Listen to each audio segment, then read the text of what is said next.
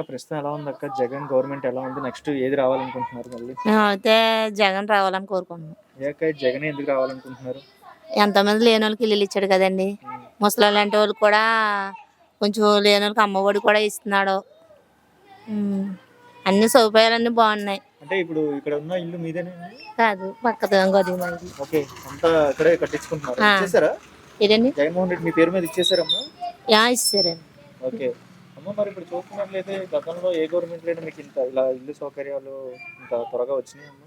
లేదండి రాలేదండి. పెట్టుకున్నా మీరు పెట్టుకున్నామండి. పెట్టుకున్నా అప్పుడు రాలేదా? రాలేదండి. ఓకే. డబుల్ బెడ్రూమ్లు పెట్టుకున్నామండి. ఉన్న వాళ్ళకి ఇచ్చిన వాళ్ళకి ఇచ్చారండి, మాకు ఇవ్వలేదండి. అయితే ఇప్పుడు జగన్ వచ్చిన తర్వాత పెట్టుకున్నామండి, మాకు వెంటనే వచ్చిందండి. ఓకే, ఇప్పుడు ఉన్న పెద్దాపురం నియోజకవర్గంలో మీకు ఇన్ఛార్జిగా పనిచేస్తున్న ఇప్పుడు దుర్బాబు గారు తెలుసా? తెలుసండి. మన దుర్బాబు గారు ఎప్పుడైనా వచ్చారా మనకి ఇక్కడికి? వచ్చారండి.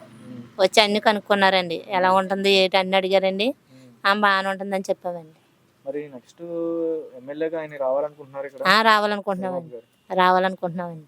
అంటే మొన్న టీడీపీ కదా ఇక్కడ వచ్చింది, రాజప్ప గారు టీడీపీ నుంచి వచ్చారు.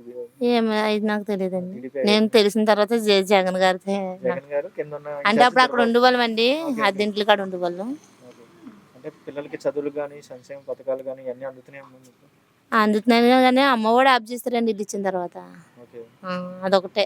ఓకే. ప్రెజెంట్ గతం లాస్ట్ టైం వచ్చిందా? వచ్చిందండి. ఎంత వచ్చింది గుర్తులేదండి, మర్చిపోయాను. ఇంకా బాగానే జరుగుతుంది కదా అన్ని బాగానే ఉన్నాయండి. చంద్రబాబు నాయుడు పవన్ కళ్యాణ్ కలిసి వస్తున్నారు కదా, ఈసారి జగన్ ఒంటరిగా ఉన్నాడు, ఒక్కడే ఉన్నాడు, గెలుస్తాడు? మేము అందరం ఉన్నాం కదండి తోడుగా.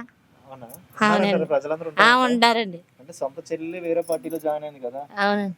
మరి జగన్ ఒంటరిగా ఉన్నాడు, అందుకే కదండి జగన్ వెనకాల బోలు మంచి చెల్లెళ్ళు ఉన్నారండి. సిద్ధం అయితే సిద్ధమండి. గెలిపించుకుంటారు. గెలిపించుకుంటామండి.